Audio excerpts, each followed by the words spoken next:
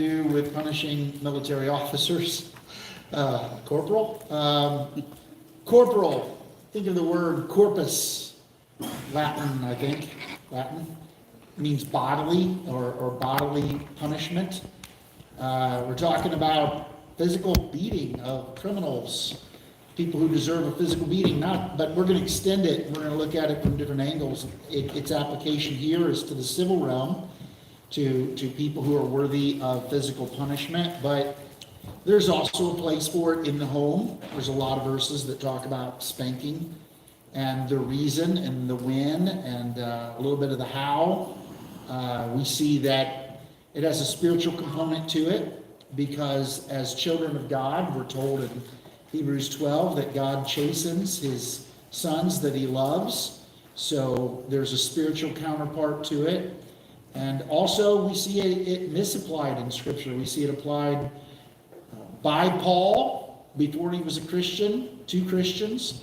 We see it applied to Paul. And most importantly, we see bodily punishment being acted upon Jesus, the most innocent person of all. Not just innocent, but righteous. And so we'll look at that as well. But let's look at our text this evening in Deuteronomy chapter 25. Starting in verse 1. We're only going to get through 3 verses in this text tonight of chapter 25, but we have a lot of scriptures to go to, and I think this is a very important passage for understanding justice and for applying to the home and church and society, etc. Deuteronomy chapter 25, verse 1. If there is a dispute between men and they come into court, and the judges decide between them, acquitting the innocent and condemning the guilty, then if the guilty man deserves to be beaten, the judge shall cause him to lie down and be beaten in his presence with a number of stripes in proportion to his defense. 40 stripes may be given him, but no more, lest if one should go on to beat him with more stripes than these, your brother be degraded in your sight. So, 40 stripes if a person's worthy of it. I'm going to need your help, Sam Belay. Something just happened to my projector. Actually, something's just wrong in general. Where's Sam Belay? I'm right here. I'll fix it. Oh, okay. So we've seen that in God's law there's a variety of punishments. There's the death penalty for some offenses. For example, murder, kidnapping, or enslaving. Slave traders get the death penalty. Various other offenses get the death penalty. Another penalty in criminal law is restitution. So like if a thief steals something, they restore to the victim what they stole plus an additional, at the minimum double what they stole, depending on what it is. For example, if they steal 1 sheep, they restore 2 sheep, because sheep are meat products that reproduce relatively quickly. But an ox, it's like 5 oxen, because an ox is an animal that took training. It was not merely for meat, it was used for plowing fields. There was some training involved, and so to steal an ox was 5 oxen, to steal a sheep was 2 sheep. And the principle there is that the judge, it's not limited, the law isn't limited to sheep or limited to oxen. Sheep and oxen are used as an illustration that the judges have discretion in the applying of punishments, but they should consider the true value of what's stolen. And there should be, in addition to the damages to restore the victim, there should be punitive damages.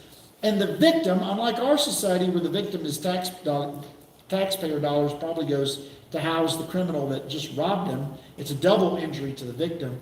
In biblical law, the victim gets restoration. He's supposed to be restored to what he would have been otherwise, plus a little extra. Also, there's the assumption that a thief, if a thief has a habit of being a thief, this may not be the first time he's committed the crime. And so crime shouldn't pay. So there needs to be double or 5 times as much. Proverbs even mentions 7 times as much, making 7-fold restitution, which may just be a symbolic number for complete restitution.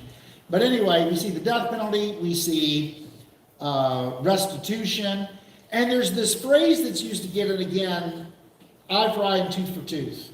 which sometimes would be applied literally, like in the death penalty, but other times it would be applied more, the principle of the lex talionis, it's called in Latin, the law of retaliation. It means that the punishment should fit the crime. You don't hang somebody because they stole a loaf of bread. And you don't slap someone on the wrist for molesting a child. The punishment should fit the crime. Certain crimes demand the death penalty. Other crimes demand restitution. And what we're going to see here tonight is some crimes, there's an element of it, perhaps it's an element of cruelty. There's other reasons why, where the punishment deserves to be physically beaten. And we're going to see it's proportional. It's not just automatically one penalty for everybody. It's to be proportional. So a judge is to take consideration certain factors, which we'll look at some of those factors. And it was a tool for judges to use. Certain kinds of criminals deserve stripes. The word stripes is repeated here several times. It appears a lot in Proverbs.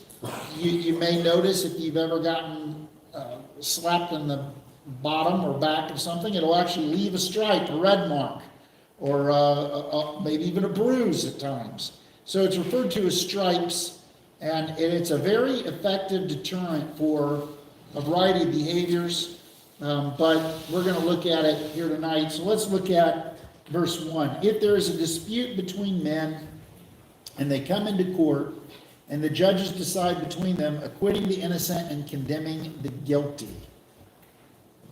So first thing is they are to acquit the innocent and condemn the guilty. And Proverbs 17:15 says, he who justifies the wicked and he who condemns the righteous are both and alike an abomination to the Lord. So the Lord is offended by miscarriages of justice, whether it be over punishing or under punishing or wrongly punishing.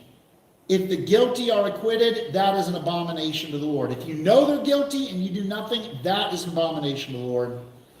If a person's innocent and you punish them even though they're innocent, that is an abomination to the Lord. Any comments on that?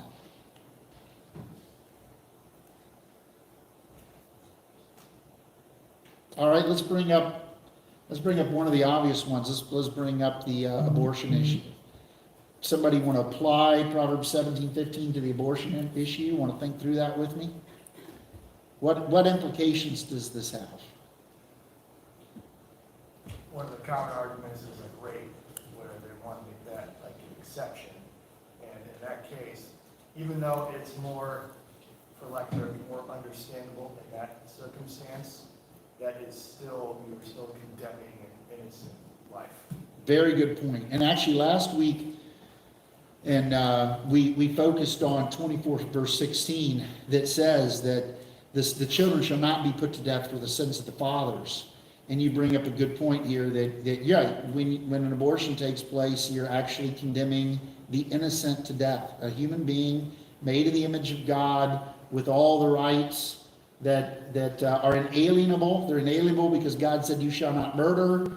Life is not to be taken on any terms except for God's terms. And it is in effect executing the innocent. But also, what else? Not only is it punishing the innocent, but I would say in many cases we refuse to give justice to the guilty also. So this is one of the big differences between the abolitionist and the pro-lifer, is that pro-lifer says, well, we want to protect the innocent, but simultaneously many want to have no penalties for those who are committing the murders.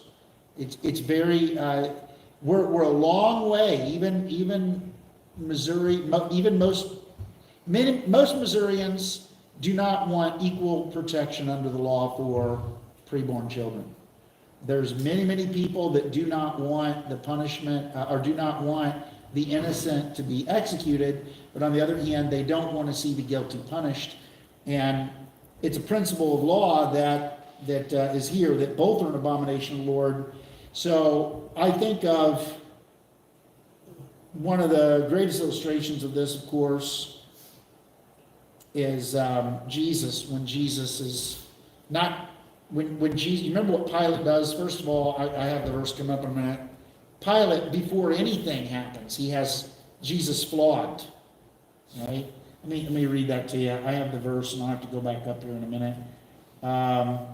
John 19 says, then Pilate took Jesus and flogged him with a cat o' nine tails. Sometimes people would die just from the Roman cat o' nine tails. Even if you did it 39 times, if you got 9 lashes on there, laced with bone and metal, it's ripping skin out of a person's body. That is a horrendous punishment that would never be sanctioned under biblical laws. We shall see in verse 3. But then Pilate took Jesus and flogged him, and the soldiers twisted together a crown of thorns and put it on his head and arrayed him in a purple robe. They came up to him saying, Hail, King of the Jews, and struck him with their hands. Pilate went out again and said to them, See, I am bringing him out to you, that you may know that I find no guilt in him. He just had him flogged. And he said, I find no guilt in him. And then, looking all pitiful, as he would be very marred, very beaten, then what does he do? He brings out Barabbas. And was Barabbas innocent or guilty? Guilty. He's guilty. One makes him out to be a thief, but one, in a greater sense, he's an insurrectionist. He's a rebel. He's trying to bring war. He's trying to be an earthly savior, the kind of savior the Jews wanted. A Messiah that would use the sword to throw off Rome. And so you've got a guilty man and an innocent man, and Pilate gives the choice. So this is a double abomination. He is willing to acquit the guilty, and he's willing to punish the innocent. He releases the guilty, and he punishes the innocent, and both are like abomination to the Lord. So, in the first principle here in Deuteronomy 25:1, if there's a dispute between men and they come into court, and the judges decide between them, acquitting the innocent and condemning the guilty, that's the first principle of justice, is you must never condemn the innocent, and you must not acquit a known guilty person. God demands justice on both counts. There must be both. They're both an abomination to the Lord, as Proverbs 17:15 says. All right, Deuteronomy 25:2. If anybody wants to speak up, speak up. Makes the Bible study interesting.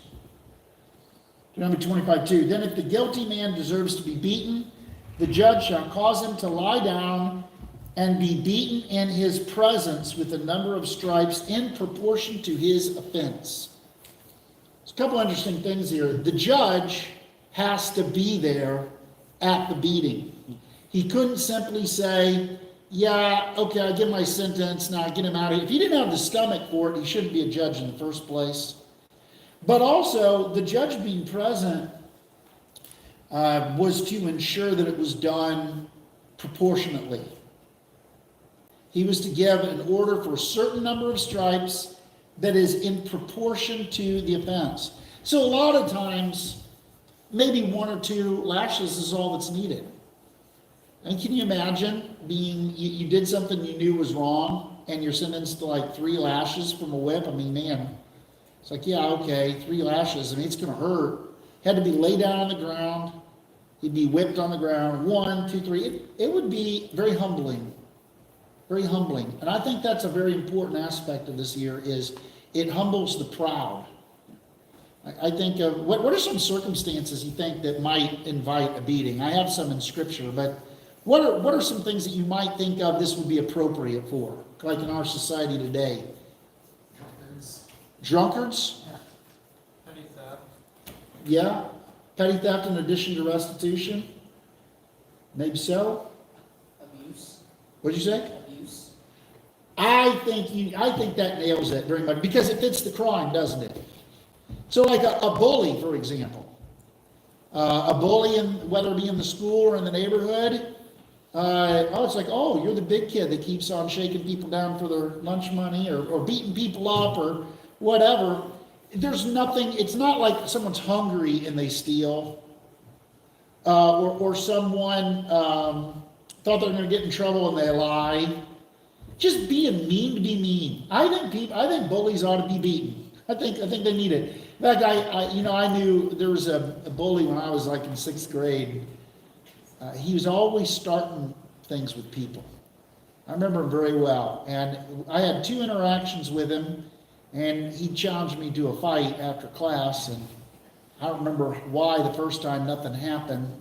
But then a little later in the year, he was bullying another kid, and I said something to him. I'll make up a name. I'll say his name was John. It wasn't. Like, John, you're not going to do anything. And he started calling me names and said, just if you're so, meet me up after class. So I went out there. He was harassing me. He was harassing other people. So we're out in the hallway, and anyway, I punched the kid a few times.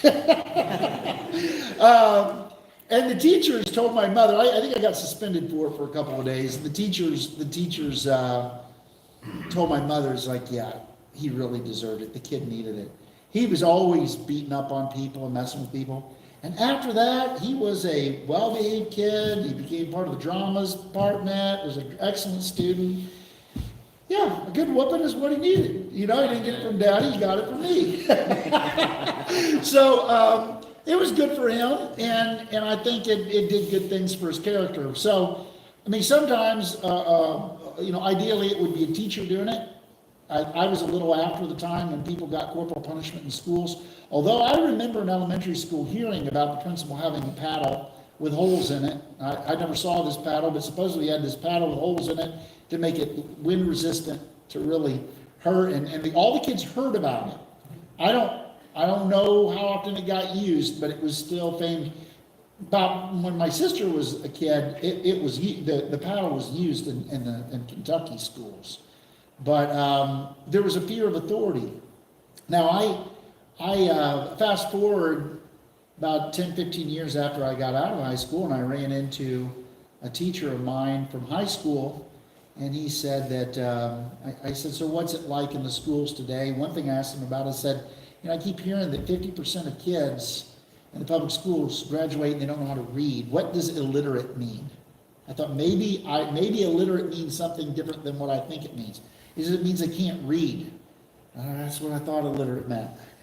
I was hoping he would tell me that means they're not computer literate or they're not socially illiterate or something else. He says, no, they can't read. In fact, this teacher who I remember teaching us Shakespeare and reading Shakespeare out loud and discussing what Shakespeare meant and analyzing Shakespeare was by that time teaching kids remedial reading classes in the Lumberg School District, helping them get basic reading comprehension down. But one thing he says, what else has changed in school? He says, well, like when you were in school, he said, if we heard you cuss or something in the hallway, we would stop a student and tell him, hey, you're not to talk like that. He said, now I just keep walking. I don't tell, because he said, it's like we have no teeth. There's no fear of authority whatsoever. There's no respect for authority. So they took the paddle out of the school, and and every year, respect for authority has gone downhill. There's a man that I heard speak in person named Lieutenant Surgeon, or I don't know if he's still alive, but I heard him speak at a conference in 2001. He wrote a book called No Fear, and he talked about the effects of the no spanking movement on society and how in the 30-something years he had been a cop, that it went from cops, he said there's a very marked difference. Police officers used to be respected, and now a police officer shows up and parents and kids would be cussing out the police officer. There's no fear of authority, and he was on a major campaign to restore spanking, because since spanking was taken out of the homes and out of the schools and out of society, there's a decrease in respect. And so corporal punishment for the cocky, arrogant person, it's very humbling to get a whipping. I think a real whipping, especially when it comes from authority. But we really wouldn't know, because our society doesn't whip anybody anymore that I'm aware of. I'm talking about in the civil realm. And we're told that it's cruel and unusual and this sort of thing. But if that were the case, God would not have prescribed it in his holy, infallible, inerrant word. So we know it's not cruel. And actually, Proverbs is going to tell us that it's cruel not to. I think there's a case to be made, if you don't spank your children under certain circumstances, it's child abuse from God's vantage point. Because if you spare the rod, the Ben Franklin's version is you spoil the child. The Proverbs says, if he that spares the rod hates his child, because of the consequences it brings. If a child needs a spanking, he doesn't get one, then that withheld spanking may lead to their future unemployment, their future broken marriage, their inability they're getting shot because they don't listen to police officers. So spanking has a place for young children, and here it has a place for grown men who have never learned the lesson before. But it's to be in proportion to the offenses. And the judge is supposed to be there to ensure it's done properly. As we shall see, it's not to be so humiliating that the person is debased in your sight. Any comments on this thus far? Sam, you want to get the mic to Sam?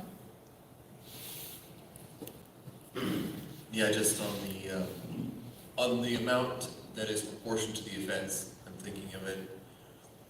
Seems that it's left open-ended so that it can be to the discretion of the judge at the time in taking into account things like, how old is this guy? What's his background, if I know it? What is, obviously the nature of the offense is what they're talking about here, but also, is he a first-time offender? Does he keep doing this? Has he been known to, be rude and disrespect his elders a couple times in the streets, and we know that he doesn't have a father that takes good care of him or something like that? Like, you can gauge it on maybe that being the gauge of helpful in the gauge of the amount of stripes given. Just, I don't know, I think it's interesting. Excellent point. I think even with children, proportional is important. If a light slap on the hiney that doesn't really hurt will actually have a counterproductive effect. The kid will get angry, like, how dare you lift a hand to me? Who do you think you are, just because you're 3 times my size and 15 times my age? It needs to be proportional. It needs to be enough that the child's like humbled. We look for humility because it should humble the soul. And so I think if you've got a repeat offender or somebody that's very proud and arrogant, you'll see videos of people being sentenced who are smug. I think this person's never been humbled in their life. Canoa? Yeah, the thing that I was thinking of too was because the judge being there to make sure that the correct punishment is carried out. Some commentaries that I was reading on it earlier were saying that so that the wrath of man cannot be carried out. And so it's talking like people who go, well, I think this guy should really, deserve more and, do more than what is said.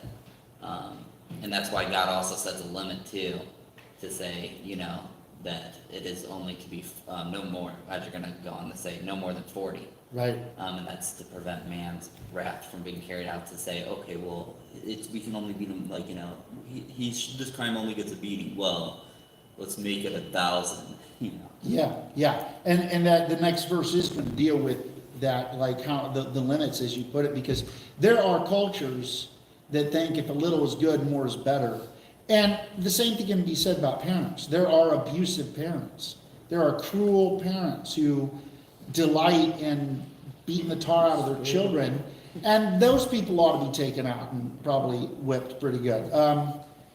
So yeah, there is abuse. There is abuse, and there are abusive civil societies.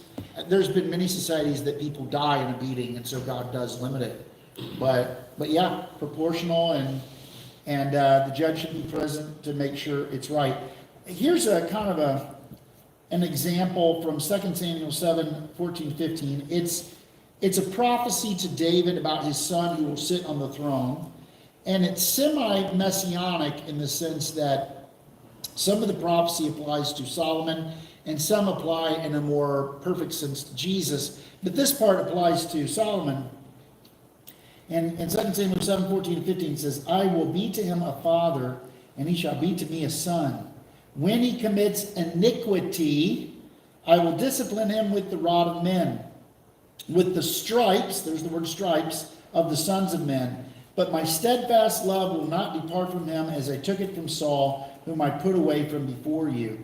So notice, we get something about God and his correction. He says, number one, I'll never take my loving, he's a son, I'll never take my loving kindness totally away from him as I did from Saul. But also, he tells us why he will discipline him. Now, Solomon didn't literally get a spanking with stripes, but God did chastise him. And so it's an analogy, but it's an analogy taken from a good fatherhood. Good fathers discipline their children for iniquity, not for accidents, not for mistakes, not for miscalculations, not for, you don't spank a child every time they break something of value. What he specifically says, when he commits iniquity, avah, here the word avah, taken from word to crook, literally or figuratively, do amiss, bow down, make crooked, commit iniquity, pervert. It's a twisted, perverse, rebellious action. We're talking about, I think I could sum it up as rebellion. He mentioned Saul and how he took the kingdom from Saul. If you remember, God declared that he would take the kingdom from Saul. I think it's 1 Samuel chapter 15.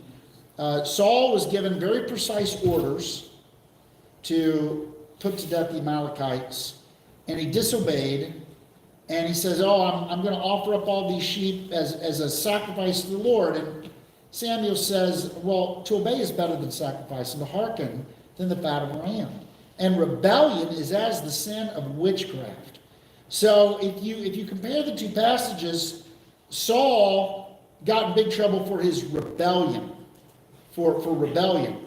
And here, Solomon is different than Saul in that God says when he commits I will punish him, I will chastise him with the stripes of men. Meaning, if he's rebellious, I'm going to deal with him, but I'm never going to take away my loving kindness from them forever.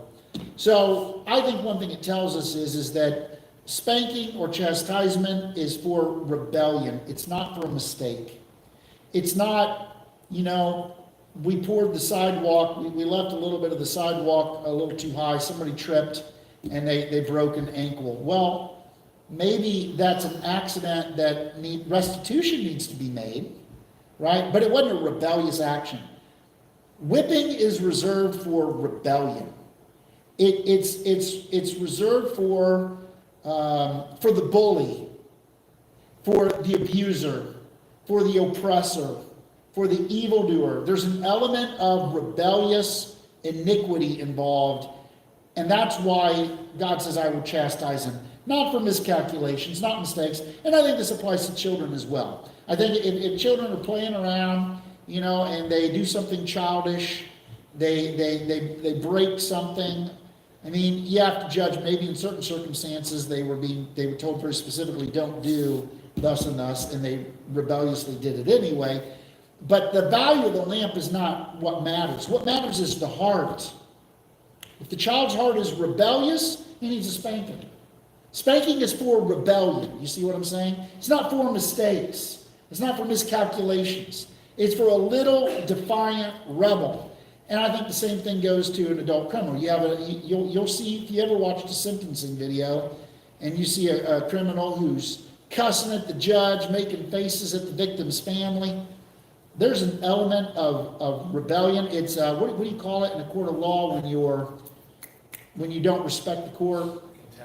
Contempt of court. Contempt is worthy of stripes. You got a contemptuous person, to just fine them and they walk out, fine, I got plenty of money, I'll do whatever. No. You contemptuous, lay down in front of the court and get a beating because you're contemptuous. I think contempt is an element here. Here's another thing that Jesus says. So you think, oh, Jesus is sweet, meek and mild. He wouldn't be for this. Well, look at Luke 12:45 to 48. But if a servant says to himself, my master is delayed in coming, and begins to beat, look what he's doing. He's beating the male and female servants, and to eat and to drink and to get drunk. Okay, is there intentionality here? Is there rebellion here? Is there an element of himself being an oppressor here? Absolutely. And that servant who knew his master's will but did not get ready or act according to his will, is knowing, will receive a severe beating. But the one who did not know and did what deserved a beating will receive a light beating. Everyone to whom much was given, of him much will be required, and from him to whom they entrusted much, they will demand the more. So Jesus is teaching proportional justice. Ignorance, light offense, light beating. Absolutely knew better, heavy beating. That's the illustration being given, is proportional justice. That God metes out justice proportionately, and that's the point. So, something that Jesus stands for, all right? So Jesus was flogged innocently. Here's verse 3. 40 stripes, back to Deuteronomy 25, verse 3. 40 stripes may be given him, but not more, lest if one should go on to beat him with more stripes than these, your brother be degraded in your sight.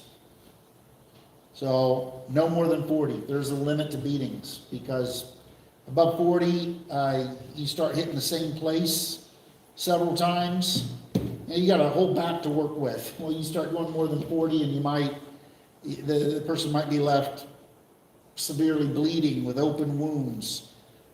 British Navy was known, Great Britain was known for beating people to the point of almost death at times.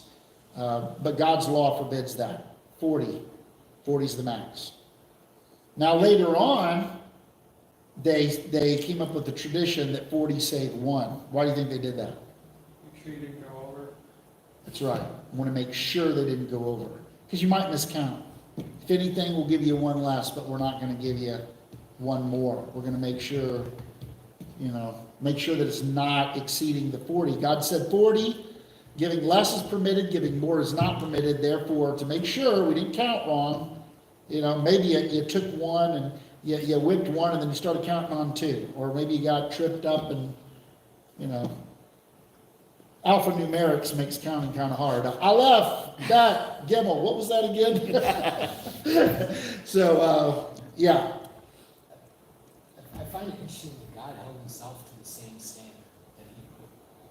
You talking about in the Luke passage? I mean, it's- Ryan, you didn't, Mike Runner, where are you? Jesus in the desert, all the trials in the Bible, 40 is what he said. Say that again? Here, the mic, you got the mic now. People watching, they can't hear you. In the Bible, the trials, it's always 40 days in the desert. All that. Yeah, and he holds him. He holds himself to the same standard. Yeah, proportional. He's proportional and he's just. So that when we talk about the doctrine of hell, you say, well, how's that proportional? Well, we sin against an infinitely holy God. If it wasn't proportionally worthy, he wouldn't do it. And I've also told people before, I don't think people quit sinning when they get to hell. It doesn't actually remove sin. The sin nature is still there. The rebellion continues.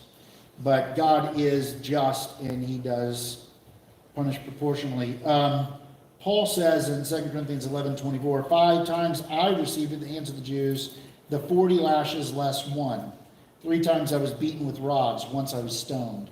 So, yeah, Paul was a recipient of the death penalty, which he lived through, and being beaten on 3 times with rods, and 40 less 1, which implies the synagogue. And we know that Jesus warned in Matthew 10, which I have the verse somewhere later, but I'll bring it up now, and I don't need to quote it, that he tells them, you're going to be beaten in the synagogues. And in the book of Acts, Peter and John were beaten, and I think it's in chapter 4, were beaten before the Sanhedrin. Many times in the synagogues, and that's probably where Paul was being beaten, was in the synagogues. They were beating him 5 times, he said, 40 save 1. So 39. They beat him the maximum number of times by tradition, the 40 save 1. Noah. And the 40 save 1 was really interesting too, is it really explains the Imago Dei, the image bearers of God, that, these are technically, the punishment is given for those who committed crimes, and yet we say, well, hey, you play it safe just in case, and save one. And this is for somebody who would be held guilty, yet we still say, hey, just in case, save one, because, they're image bearers, and the word that says so that your brother may not be degraded in your sight, and it still refers to them as brother. That's right. So this is for, just in case, your own people, your own group, and yes, just like your children, you have to punish your child.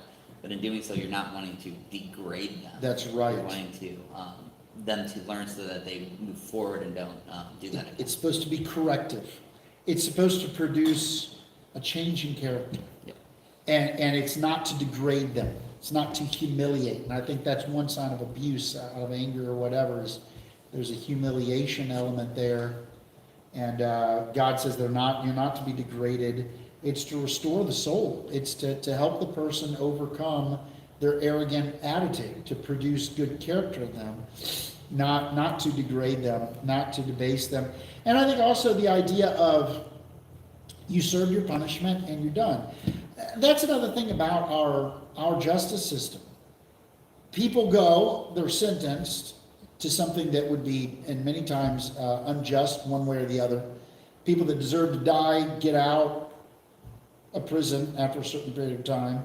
And people who, their folly is their own penalty, are rotting away in prison over. I've been just thinking about that. 1.3 million people in a penitentiary system. That's been hitting me the last couple of days. I want to look up how many cities have 1.3 million people. Think about that. 1.3 million people in the American penitentiary system. I don't think we realize how heinous that is. That is fathers and mothers away from their children and sons away from their parents. That is young men and women in the formative years where they should be learning a trade and learning to be productive. Where in biblical law they'd make restitution, maybe 2 or 5-fold, maybe go into a form of slavery where they work to pay back the victim, right? To pay back the victim, to restore the victim, and then they're done. But in the American prison system, people losing years of their life, some of them should be executed, some of them should be set free, but it's degrading. And then they get out and they're like, okay, from here on out, you can never own a firearm, so you can't protect yourself, even though you're living in a horrible neighborhood. You can't protect yourself. You can't vote. You never get fully restored. But justice, there's only a few different punishments for crimes. And when a person, they took their beating and they're restored. And I'll say that to apply to the family as well. I think sitting in a corner or being grounded, grounding goes on. You don't see grounded in Scripture. I'm not saying you can't ever use it as a, maybe that's what really gets through to a kid who was, like if a kid was trying to get a freedom that you didn't give them, grounding is a loss of freedom. It is proportional justice, so there's a time for it. But one thing that's nice about a quick spanking is it's over with, you're restored, and we're done. It's done. We're not gonna leave you like pining away in guilt all day long. Let's hug, let's make up, and now let's have a nice day. Let's not spend the rest of the day. I'm not going to punish you emotionally after I just gave you a spanking. It's done. Let's be done with it. And some kids, they're going to have 2 or 3 more spankings, but that's just the way they're wired, by sunset. So, I mean, that's true, but theoretically or practically, you get a spanking out of the way, the relationship's restored, you hug, you move on, and it's done for the day. And this, the person gets their beating, their whipping, whatever, and it's done. They're not degraded. It's not, I'm going to hold it over you for the rest of your life. It's justice is served. Let's move on now. Let's have a nice life. Let's not get stuck in the past forever. The sin is dealt with. Let's move on.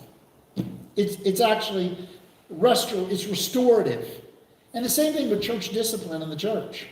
When the individual, 1 Corinthians 5, is restored in 2 Corinthians, he said, hey, receive him back again, lest it's unbearable to him. It's really hard to live under a shadow forever of, I messed up, and no one's ever going to let me live it down.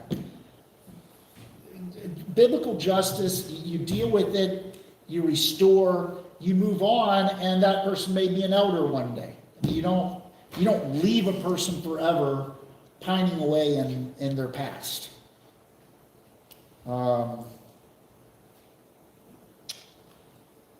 Also, I think it's interesting, Isaiah 52 says, behold, my servant shall act wisely.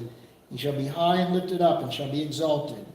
as many were astonished at you. His appearance was so marred beyond human semblance, and his form beyond that of the children of mankind. So shall he sprinkle many nations. Kings shall shut their mouths because of him. For that which has not been told them they see, and that which they have not heard they understand. It's prophetically speaking of Christ, who would be marred beyond any man. They forbid him to beat him beyond 40, that they wouldn't be totally humiliated. But Jesus was, the innocent Lamb of God, was beaten beyond the appearance. His appearance was so marred beyond any human semblance. So, what a miscarriage of justice. But by it, he shall sprinkle many nations. I think that's kind of interesting in light of this passage. That Jesus, the innocent one, was beaten as beyond being a brother. He was beaten, marred beyond human semblance. It's quite a picture. Okay, any other points on that? I guess along with degrading, it seems like. Take the mic. I want you to have the mic. Yeah, it just seems like the degrading seems like dehumanizing would be a synonym for that idea.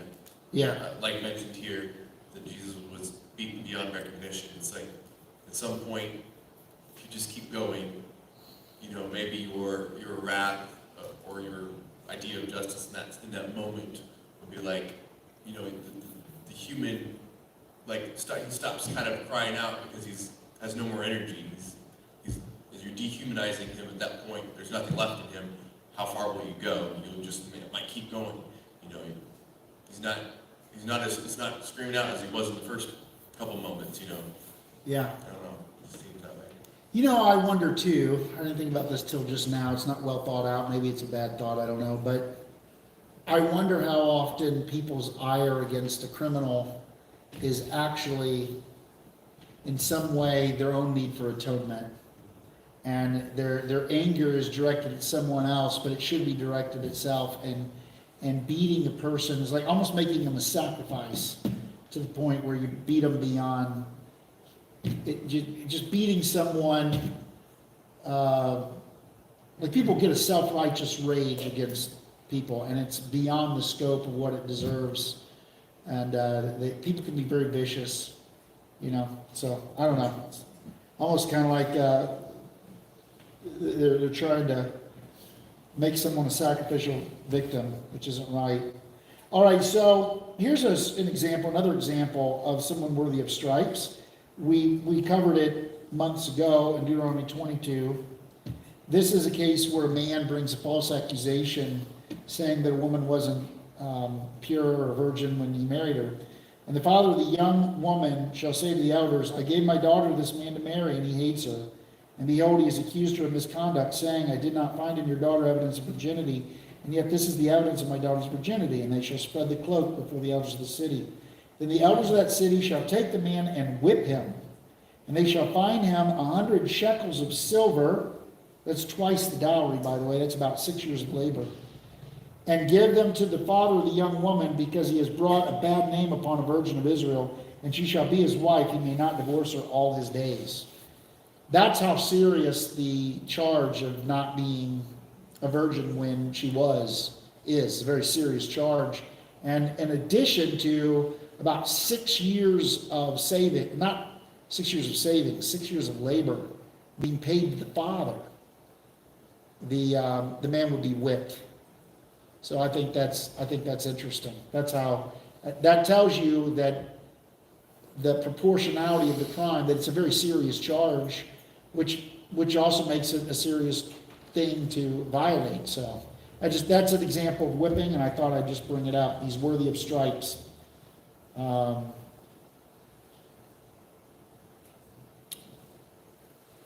don't see any hands up, so here's another scripture. Okay, go ahead. Kind of shows just how, how our view of what something is worth can be very different. What God's view of it is. Some people might think that's kind of crazy. It's like, Oh, definitely. You know what I mean? Absolutely. Everything, almost anyone you ask in society, they've heard that, like, come on, that's crazy. Yep. But no, God values being a virgin on your wedding night. God values that. Yep. being a man with one woman. You know what I mean? That's something that is very God honoring, and I don't think our society really has any care for that. Right? And so this is, I would say, one of those embarrassing doctrines of the Bible.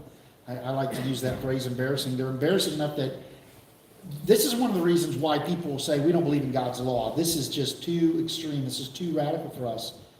Well, maybe we're just radically askew from valuing what God values. And we don't see the connection that setting aside this value leads to all sorts of consequences in our society, and we don't see that they're connected. We don't see that,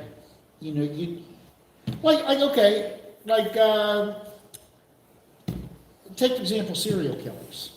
What kind of society develops serial killers? And what does any of this have to do with serial killers? Well, if you had a society that wasn't pornified like we are, most serial killers will talk about even since the 70s, like Bundy talked about his early pornography addiction, and talked about cruelty to animals. If I saw a child being cruel to an animal, that's something I very well may give them a whipping for. I don't like cruelty to animals. I think cruelty to animals is a serious thing. Most serial killers have a history of cruelty to animals.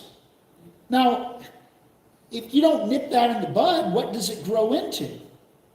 So you've got a society where it doesn't value purity. Well, what do you have? You have lots of people you got a nation that's fallen into whoredom. I've been thinking about that phrase. Leviticus 19 talks about if a priest's daughter commits whoredom, she's to be stoned and burned. And that's like, oh my goodness. Well, what happens when your religious leaders are having children that turn to what the Bible calls whoredom, which is really what we just think of as promiscuity, not necessarily an exchange of money.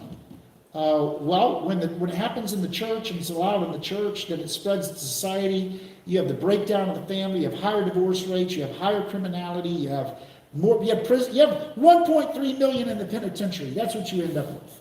And we don't see these things as connected. But see, biblical law, a small percentage of this biblical law that we're even reading is even civil. Some of it applies to the sacrificial system, and therefore it's fulfilled in Christ. But a lot of it has there's a lot of laws we've already been reading. I've been thinking about this particularly today. A lot of the laws that we read, they're not civilly, they're more a social construct. Like, for example, in the last chapter, at the end of the last chapter, it talks about not harvesting the corners of your field. There's no evidence that there was no fine if you didn't do that command. It was just God said, I'll bless you if you do it. And it's right next to civil laws. However, when you have a generous society that cares for the poor and doesn't oppress people, what effects does that have on the family, on industry, on business, on everything? And to us, it's like, oh, this law seems harsh, but it's part of a whole culture. Most of these biblical laws are enculturations of godly values. And we read them, and like Josiah is saying, they seem extreme to us. But we don't understand the unintended consequences of doing things our own way. Doing things what's right in our eyes. You read the book of Judges, the key verse is, every man did, there was no king in Israel, every man did that which is right in their own eyes. And the end of the book, towards the end of the book, there's this case where this priest has a concubine, which he shouldn't has, and he leaves her outside while he stays inside, and the men of Benjamin rape her, and they take the body and they cut it in pieces and they send it out to the 12 tribes, and you're like, this is a crazy society. Yeah, it sounds like one of our serial killers doing crazy stuff. What the point of that passage is, because people were doing what's right in their own eyes, society degenerated to where you have horrible, heinous things happening. And this law, along with the other laws that may seem extreme to us, but okay, does one murder a day in the city of St. Louis, does that seem extreme to us? You don't even hardly hear about it. I mean, it's like murders might not even make the news anymore. They kind of do, but everybody's just kind of like, oh yeah, another murder in St. Louis, yawn. We just got used to them. That's how far askew we are from God's values. So yes, it seems extreme to people, but these things prevent societal decadence, and therefore present, when a murder takes place, like, Lord, why did this have to happen? Well, you didn't value purity, you didn't value justice, you didn't value generosity, you didn't value your neighbor, you didn't value honest weights and measures. And all of these things work together to produce a just moral order where you need very little civil government, and a law like this might be rarely put into practice. Because when you have decency in the home, you don't need much civil government. Civil government becomes, it's like, yeah, once in a while we have a bad egg, we got to take the rock pile, but for the most part, things are running pretty smoothly. So, yeah. I agree with you, son. All that it seems like a tangent, but I wanted to say that about these biblical laws that seem extreme. We don't realize, if we actually practice this, we can't even imagine what kind of good fruit of godliness it would produce. We're very far askew from valuing what God values, and the reason it seems harsh to us is because that's how perverse we are as a people. Tom, take that mic. Can you give the mic to Tom?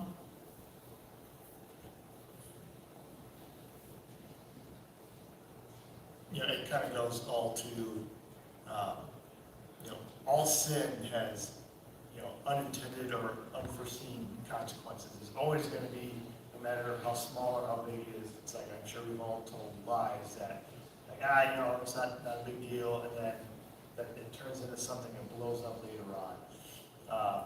And it's all part of a slippery slope. And I hate that when you look at like logical fallacies, the slippery slope is one of them, and I totally disagree with that.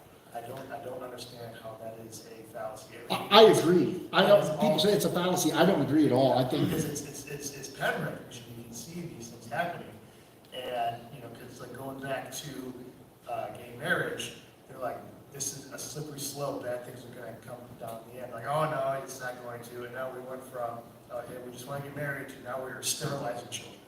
Like you don't go from A to Z. You get all these other little steps in between that kind of creeping towards that way. And so that it all has unintended consequences. Yep. Yeah, I agree. People say that slippery slope is a fallacy, and I'm like, are you kidding me? I mean, even in the natural, if you've ever gotten on the side of a red clay, slippery, wet slope in Kentucky, and you're trying to get up it, and you're slipping down, the more you go, you stay on top of the hill, you're just fine. But yeah, actually, I think they might have even used that phrase, slippery slope, in reference to no-fault divorce. And back when there was a court case about it. I remember reading the court case years ago. And it's like, no, actually, no-fault divorce has been a slippery slope.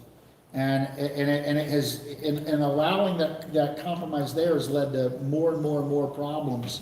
So, no, I agree with you. And I think sin does that. It's like, it doesn't just bring one consequence. It brings more and more and more, and the unintended consequences. And on the converse of that, obedience brings many unforeseen blessings. So there's unintended consequences for sin, and you start obeying God, and there's unforeseen blessings, and health, and wealth, and happiness, and domestic tranquility, everything. There's many things that God tells us to do, and He doesn't say, this is why you'll do this, but it produces incredible fruit. And so, yeah, I agree. We got that on the way here, like just all the things that we practice now, and we understand that there's like an actual health thing to it, like circumcision, waiting on the 8th day. I think it's the 8th day, right? Yeah, the 8th day, yeah. I don't think they knew about vitamin K back then. Right. I don't think they were looking at people's blood under a microscope. But God knew about it. God understood the principles behind that. It's like, you didn't tell them why. He's like, hey, obey this. Yep. Now we know why. Or Yep. like crop rotations was another one I was kind of thinking about too. Is Crop rotation, definitely. why are we waiting every 7 years? We gotta wait to do this. This is stupid. We could make so much more money if we just planted crops every single year. Yeah, we don't need to let the ground go fallow. We'll just use more pesticides and more herbicides and more artificial fertilizers. And the University of Missouri decades ago did a study that when the ground goes fallow, the taproots of the weeds go deeper than the grasses do. Grasses like barley, wheat, etc. The taproots go down deep. They break down nutrients, they replenish the soil. And it decimates the bug population that leaves their eggs in the stalk. So every year there's a growth in the bug population, but then in the 7th year, by allowing it to go fallow, it would decimate that bug population, which meant for ancient Israel, to the degree they practiced it, less need for pesticides, which they didn't have. That meant more crop yield and higher nutrition density in the food. So, we got all kinds of, we've substituted, just the other day I was listening to people talk about how Bayer and Germany, a drug company, bought Monsanto, which is a food production company, if you think about it. And so, great, so the food makes you sick, so you need the pharmaceuticals. It's just this big thing. But God in his wisdom prioritizes a lot of things that we look at and say, that's crazy, I was talking with some brothers this morning in Leviticus 19, the uncircumcised fruit tree. For the first 4 years, they would pinch off the blossoms, which made stronger branches and root systems. And then the 5th year, they gave the first fruits to the Lord, and the 6th year, they enjoyed it. It taught delayed gratification, but it also made strong fruit trees that could produce more fruit with highly developed root systems. Instead of the energy going into the fruit, they'd pinch off the blossoms, aka circumcised fruit tree, so that it would produce more fruit, bigger fruit, stronger branches, more nutritional density in the fruit because you have more developed root systems. God's wisdom, man. He knows what he's doing. He created the world, right? He did this on purpose. He knows, God's smart. He knows stuff. All right, here's another one I want to bring out. It's 801. But I want to bring this one out because I think it's an important one. I had so much on Proverbs and learning it to the home, but I guess we're staying to the civil. But Deuteronomy 21:18-21. If a man has a stubborn and rebellious son, who will not obey the voice of his father or the voice of his mother, and though they discipline him, I believe King James says, though they chastise him, which would imply whipping, will not listen to them, then his father and his mother shall take hold of them and bring him out to the elders of his city at the gate of the place where he lives. And they shall say to the elders of his city, this our son is stubborn and rebellious. He will not obey our voice. He is a glutton and a drunkard. Then all the men in the city shall stone him to death with stones. So you shall purge the evil from your midst, and all Israel shall hear and fear. Okay, so what if the whippings at home and the civil into the gates don't work? Let's say you have a stubborn, rebellious son who he's a drunkard. Where's he getting the money for alcohol? He's not getting it from mom and dad. In this case, he's not working. He refuses to work. Where's he getting that money? How's he living? He's a moocher. He's lazy. He refuses to work. He hasn't responded to chastening. He's stubborn and rebellious. And it's like we can't do anything with him. All else has failed. Take him to the rock pile. Now, the thing is, what parent would do this? That's a legit question, but it sets a precedent.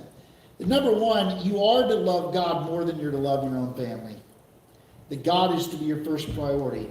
And knowing this law, parents should saying, I don't want to take my kid to the rock pile. Therefore, when I'm too tired, when I don't feel like it, when it's easier just to give the little brat what he wants, the tendency is to say, I'm just going to give it to him. I just want the crying and the whining to stop. I don't want to deal with a rebellious kid right now. Well, think about this verse. Think about it. Do you want to take your child to the rock pile? No, you don't. So deal with it pull the weed when it's a little weed. Don't wait 3 months in and it's an oak tree. Okay? Pull it when it's just a leaf growing out of the ground. Don't wait till it's a sapling. The other principle here is, if you've got someone in society who's never responded to chastening, they've been publicly beaten, publicly whipped, at some point society needs to put that person out of their misery. Because these are the people that are committing the 2% of the population that commits all the crimes. They're the ones breaking your windows. They're the ones beating up your little kids. They're the ones raping people. They're the ones breaking and entering. They're the ones that are stealing the air conditioners off the sides of houses and copper out of the inside of the buildings. They're the ones throwing bricks through windows. They're the ones wearing masks, little Antifa brats. That's who these people are.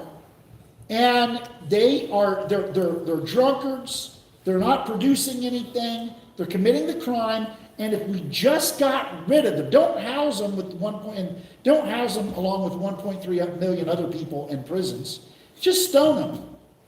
And that way, people will look at the rock pile and they'll say, I don't want to go that way. The simple will learn and will not go that way. And you'll get rid of the criminal element. And your daughters will walk down the street in peace. You don't need locks on your houses. You don't have to, if you want to have a gun, you can, but if you don't, you'll be okay too. Because you have a law-abiding, peaceful society instead of a society of lawlessness. Look at the wisdom of this scripture. This is enormously wise. If they don't respond to a public beating, then take them to the rock pile. Get them out of here. And the most important thing, which I have dozens of scriptures on, well, maybe 8 or 9. I had a bunch of scriptures on spanking. Forgive me. Just let me just look at like 3 of my top ones. Discipline your son. Proverbs 19:18. Discipline your son, for there is hope. Do not set your heart on putting him to death. Now keep that in mind with Deuteronomy 21 there. Discipline him while there is time. Here it says, for there is hope. Proverbs 23:13. Do not withhold discipline from a child. If you strike him with a rod, he will not die. If you strike him with the rod, you will save a soul from Sheol. Children that experience justice in the home respond better to evangelistic sermons. I believe that. Teach them justice in the home, and they'll respond to the message of grace. Wow, Jesus took a beating for me? He was marred beyond any man for me? Yeah, for you, son. God loves you. Teach them justice, and you will, it's like tilling the soil of the heart. It's ready for the seed of the word of God. Here's another one. Proverbs 22:15. Folly is bound up in the heart of a child, but the rod of discipline drives it far from him. Proverbs 13:24. Whoever spares the rod hates his son, but he who loves him is diligent to discipline him. Now you say, oh, I just feel so bad. I can't do that. Proverbs says, you feel empathy or sympathy, but look at it for the results it produces. It's an act of hatred.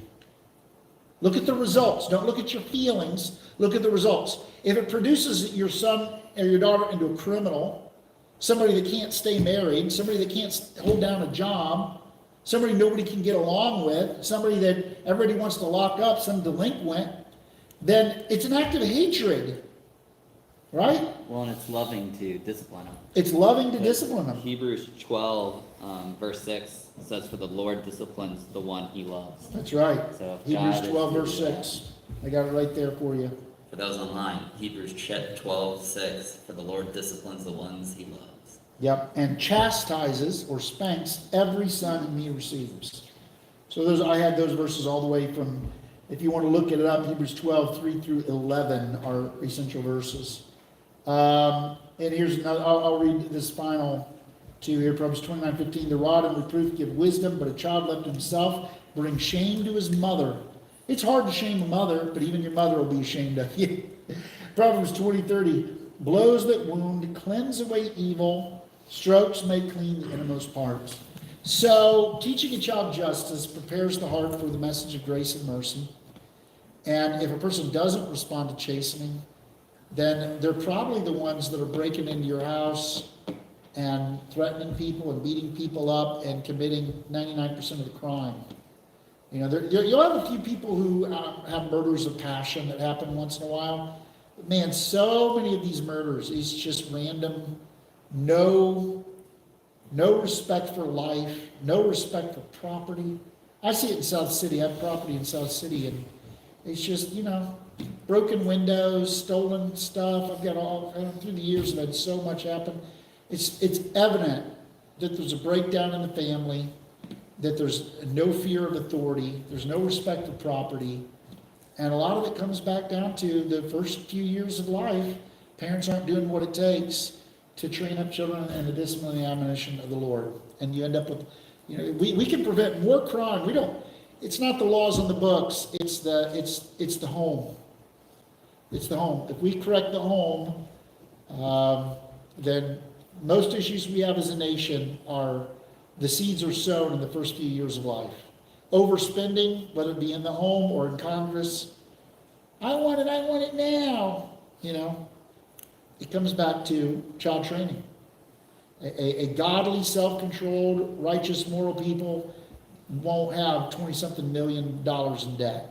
That's not the byproduct of godliness. That's not good. That's a spoiled brat nation. And we have the leaders we have because we want it that way. Right? All right, I've gone long. 8:10. We should close. Noah, why don't you close the prayer tonight? God, thank you for allowing us to be here. Thank you for allowing us to study your law. Help us to be like David and to learn to love it and to meditate on it and trust what you say.